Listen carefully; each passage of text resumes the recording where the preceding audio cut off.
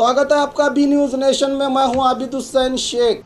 Police विभाग का जुल्म खुद कांस्टेबल ने ही सुनाया अपना दुखड़ा, वीडियो वायरल। बसवराज पाटिल जो कि बीजापुर जिला सिंदगी तालुका निवासी बेंगलुरु में पुलिस कांस्टेबल के अहदे पर अपना कर्तव्य निभा रहे हैं। इनका कहना है कि पुलिस विभाग की तरफ से इनके परिवार पर हमला करके पिता की हत्या की गई है। विनती करते हुए बीजापुर जिला एसपी अनुपम अग्रवाल को मनवी दी गई है, लेकिन जिला पुलिस विभाग से कहा जा रहा है कि मनवी मिल ही नहीं पाई। इस वारदात को देखते हुए राज्य के गृह मंत्री बसवराज बोम्मई को भी इंसाफ की गुहार लगाई है। इस कांस्टेबल ने अब देखना है कि क्या सरकार इन्हें इंसाफ दे पाती है या नहीं। कांस्टेबल बसवराज पाटिल का ये वीडियो सोशल मीडिया पर काफ़ी तेज़ी से वायरल हो रहा है। ನನ್ನ ಸ್ವಂತ ಊರು ಬೆಂಗಳೂರು, ನನ್ನ ಸ್ವಂತ ಊರು ಬಿಜಾಪುರ ಜಿಲ್ಲೆ ಸಿಂದಗಿ ತಾಲೂಕಿನ ಪಂಟನೂರು ಗ್ರಾಮದವನು. ನಾನು ಬೆಂಗಳೂರು ನಗರದಲ್ಲಿ 13 ವರ್ಷಗಳ ಕಾಲ ಸೇವೆಯನ್ನು ಸಲ್ಲಿಸ್ತಿದ್ದೇನೆ.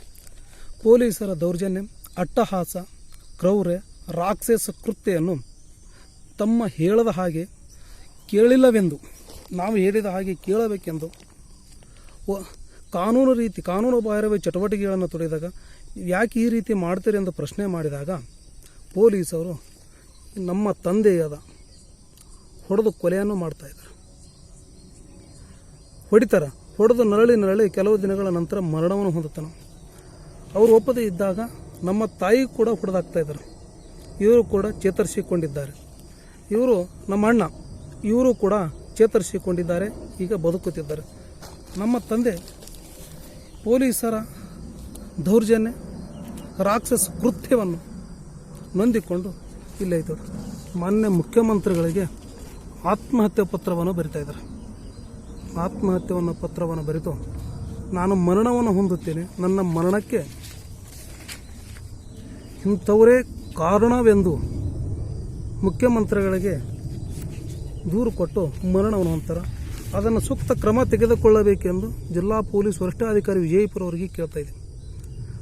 ಕ್ರಮ ಜರುಗಿಸಬೇಕೆಂದಾಗ ಯಾವುದೇ ಕ್ರಮವನ್ನು ಜಿಲ್ಲಾ ಪೊಲೀಸ್ ವರಿಷ್ಠಾಧಿಕಾರಿಗಳು ಕ್ರಮ ಜರುಗಿಸುವುದಿಲ್ಲ. ಜರುಗಿಸದೇ ಇದ್ದಾಗ ನಾವು ಅವರಿಗೆ ಮಾಹಿತಿ ಹಕ್ಕು ಅಧಿನಿಯಮದಲ್ಲಿ ನನ್ನ ತಂದೆಯ ಮರಣಕ್ಕೆ ಸಂಬಂಧಿಸಿದಂತೆ ದಾಖಲಾತಿಗಳನ್ನು ಕೇಳಿದಾಗ ದಾಖಲಾತಿಗಳು ನಮ್ಮಲ್ಲಿ ಮುಖ್ಯಮಂತ್ರಿಗಳ ಕಚೇರಿಯಿಂದ ಯಾವುದೇ ದಾಖಲಾತಿಗಳನ್ನು ಸ್ವೀಕೃತವಾಗಿಲ್ಲವೆಂದು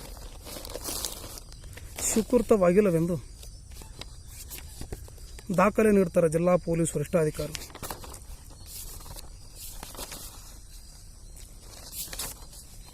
ಇಲ್ಲಿ ಈ ಥರ ನೀಡ್ತಾ ಇದ್ದಾರೆ.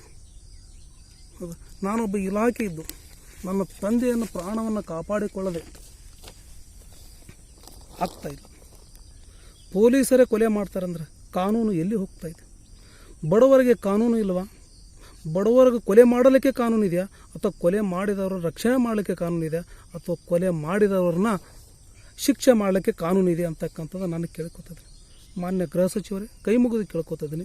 ನಮ್ಮ ತಂದೆಯ ಕೊಲೆ ಪ್ರಕರಣವನ್ನು ತಾವು CBI ತನಿಖೆ ಕೊಡಬೇಕಂತಕ್ಕಂಥದ್ದು ನಾನು ಈಗಾಗಲೇ ಮನವಿಯನ್ನು ಮಾಡಿಕೊಂಡಿದ್ದೀನಿ.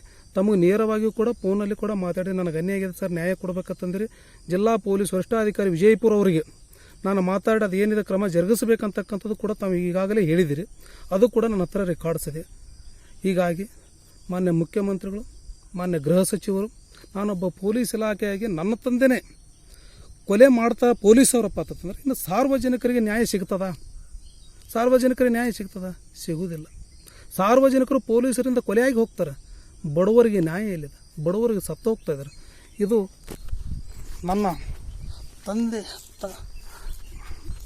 ನನ್ನ ತಂದೆಯ ಮರಣಕ್ಕೆ ಸಂಬಂಧಿಸಿದ ಎಲ್ಲ ದಾಖಲಾತಿಗಳು ಇಲ್ಲದ ಎಲ್ಲ ದಾಖಲಾತಿಗಳನ್ನು ಇವೆಲ್ಲ ರೆಕಾರ್ಡ್ಸ್ಗಳನ್ನು ಅದಾವೆ. ಸುಮಾರು ಒಂದು 500 ಪುಟಗಳಷ್ಟು ದಾಖಲಾತಿಗಳದಾವೆ ನನ್ನ ತಂದೆಯ ಮರಣಕ್ಕೆ ಸಂಬಂಧಿಸಿದಂತೆ. ಇದನ್ನು ತಾವು ನ್ಯಾಯವನ್ನು ಕೊಡಿಸಬೇಕು. ಜಿಲ್ಲಾ ಪೊಲೀಸ್ ವರಿಷ್ಠಾಧಿಕಾರಿಗಳು ಕೂಡ ನನ್ನ ನ್ಯಾಯ ಕೊಡಿಸಬೇಕು. ಮಾನ್ಯ ಗೃಹ ಸಚಿವರು ಕೂಡ ನಾನೊಬ್ಬ ಪೊಲೀಸ್ ಇಲಾಖೆ ಇದ್ದೇ ನನಗೆ ಅನ್ಯಾಯ ಆಗಿದೆ, ಇದನ್ನು ಪರಿಶೀಲನೆ ಮಾಡಿ ಸತ್ಯಾಸತ್ಯ ಯಾವುದೇನೆ ನೀವು ಯಾವುದೇ ಸಂದರ್ಭದಲ್ಲಿ ಕೂಡ ನನ್ನ ದಾಖಲಾತಿಗಳನ್ನು ಬಿಡುಗಡೆ ಮಾಡಲಿಕ್ಕೆ ರೆಡಿ ಇದ್ದೀನಿ. ದಾಖಲಾತಿ ಕೂಡ ತಮ್ಮ ಮುಂದೆ ಹಾಜರುಪಡಿಸಲಿಕ್ಕೆ ರೆಡಿ ಇದ್ದೀನಿ. ಏನು ತಪ್ಪಿದೆ ಆ ತಪ್ಪಿಗೆ ಶಿಕ್ಷೆ ಆಗಬೇಕು. ನಾನು ತಪ್ಪು ಮಾಡಿದ್ರೆ ಶಿಕ್ಷೆ ಆಗಬೇಕು, ಇನ್ನೊಬ್ಬರು ತಪ್ಪು ಮಾಡಿದ್ರೆ ಶಿಕ್ಷೆ ಆಗಬೇಕು. ನನ್ನ ತಂದೆಯ ಸಾವಿಗೆ ನ್ಯಾಯ ಸಿಗಬೇಕು. ಮಾನ್ಯ ಗೃಹ ಸಚಿವರು ಬಸವರಾಜ ಬೊಮ್ಮಾಯಿ ಸರ್ ತಮಗೆ ಇನ್ನೊಮ್ಮೆ ಕೈ ಮುಗಿದು ಕೇಳ್ಕೊತೀನಿ, ಮಾನ್ಯ ಮುಖ್ಯಮಂತ್ರಿಗಳು ಇನ್ನೊಮ್ಮೆ ನಾನು ಕೈ ಮುಗಿದು ಕೇಳ್ಕೊತೀನಿ, ಇದನ್ನು ತಾವು ನ್ಯಾಯವನ್ನು ಕೊಡಿಸ್ತೀರಿ ಅಂತಕ್ಕಂಥ ನಾನು ನಂಬಿದ್ದೀನಿ.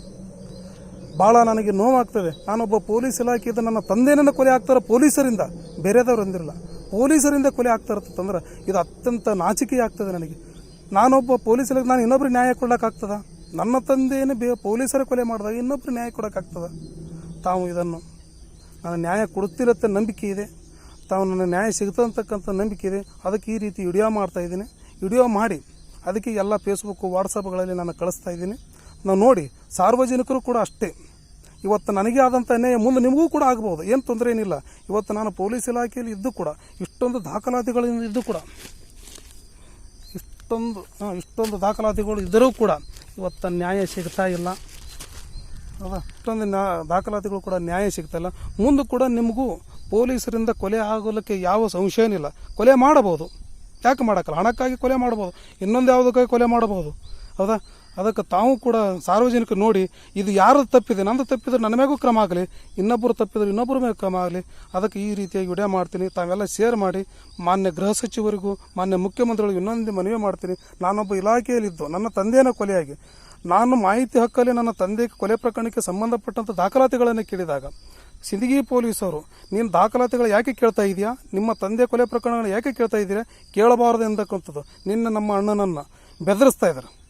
ಕರ್ಕೊಂಡು ನಿನ್ನ ಮ್ಯಾಗ ಹಿಂದಿಂದ ಕೇಸ್ ಆಗಿದೆ, ಅರೆಸ್ಟ್ ಮಾಡ್ತೀನಿ ಅಂತೇಳಿ ಬೆದರಿಕೆಗಳನ್ನು ಹಾಕ್ತಾರೆ, FIRಗಳನ್ನು ಮಾಡ್ತೀನಿ ಅಂತ ಹೇಳ್ತಾ ಇದ್ದಾರೆ. ಹೌದಾ? ಅದಕ್ಕೆ ನಮ್ಮದು ಏನು ತಪ್ಪಿದೆ ಅಂತಕ್ಕಂಥದ್ದು ಸಾರ್ವಜನಿಕವಾಗಿ ಬಹಿರಂಗಪಡಿಸಬೇಕು. ಸಿಂದಗಿ ಪೊಲೀಸವ್ರದ್ದು ಏನು ತಪ್ಪಿದೆ ಅಂತಕ್ಕಂಥದ್ದು ಸಾರ್ವಜನಿಕ ಬಹಿರಂಗಪಡಿಸಿ ದಾಖಲೆಗಳ ಸಮೇತ. ಅದಕ್ಕೆ ನಾನು ಕೈ ಮುಗಿದು ಕೇಳ್ಕೊತಾ ಇದ್ದೀನಿ. ಇಷ್ಟೇ. ಮಾನ್ಯ ಮುಖ್ಯಮಂತ್ರಿಗಳು, ಮಾನ್ಯ ಗೃಹ ಸಚಿವರು ನನ್ನ ನಂಬಿಕೆ ಇಟ್ಟುಕೊಂಡಿದ್ದೀನಿ. ತಾವು ಕೂಡ ತಮ್ಮ ಕಚೇರಿಯಿಂದ ನೀವು ಇದು ಕ್ರಮ ಜರುಗಿಸಬೇಕಂತಕ್ಕಂಥ SP ಅವರಿಗೆ ಕಳಿಸಿದ್ರಿ, ಬಿಜಾಪುರ SP ಅವರಿಗೆ. ಇವತ್ತಿಗೂ ನನ್ನ ತಂದೆಯ ಸಾವಿನ ಪ್ರಕರಣಕ್ಕೆ ನಿಖರವಾದ ಇದು ನ್ಯಾಯ ಸಿಗ್ತಾ ಇಲ್ಲ. ಹೌದಾ? ನಾನೊಬ್ಬ ಪೊಲೀಸ್ ಇಲಾಖೆ ಇದ್ದು ನನಗೆ ಈ ರೀತಿ ನನ್ನ ತಂದೆನ ಕೊಲೆ ಮಾಡಿದಾಗ ನನ್ನ ಮೇಲೆ ಕೂಡ FIR ಮಾಡ್ತಾರೆ. ಅದಾವ ರೆಕಾರ್ಡ್ಸು ಕೂಡ ಅದೇವೆ ಎಲ್ಲ. ಹೆಂಗೆ ನಾನು ಬೆಂಗಳೂರಲ್ಲಿ ಡ್ಯೂಟಿ ಮಾಡಿದ್ರೆ ನನ್ನ ಮ್ಯಾಗೆ FIR ಮಾಡಿ ನೌಕರಿ ತೆಗಿತೀನಿ ಮಗನೇ, ಯಾಕೆ ನಾನು ಹೇಳ್ದಂಗೆ ಕೇಳ್ತಾ ಇಲ್ಲ ಅಂತಕ್ಕಂಥದ್ದು ಹೇಳ್ತಾ ಇದ್ದಾರೆ. ಅದಕ್ಕೆ ತಾವು ನ್ಯಾಯ ಕೊಡಿಸ್ತೀರಿ ಅಂತಕ್ಕಂಥ ನನ್ನ ನಂಬಿಕೆ ಇದೆ, ಭರವಸೆ ಇದೆ. ಇದನ್ನು ನಾನು ನಂಬಿದ್ದೀನಿ ಅಂತಕ್ಕಂಥ. और खबरों के लिए देखते रहिए B News नेशन।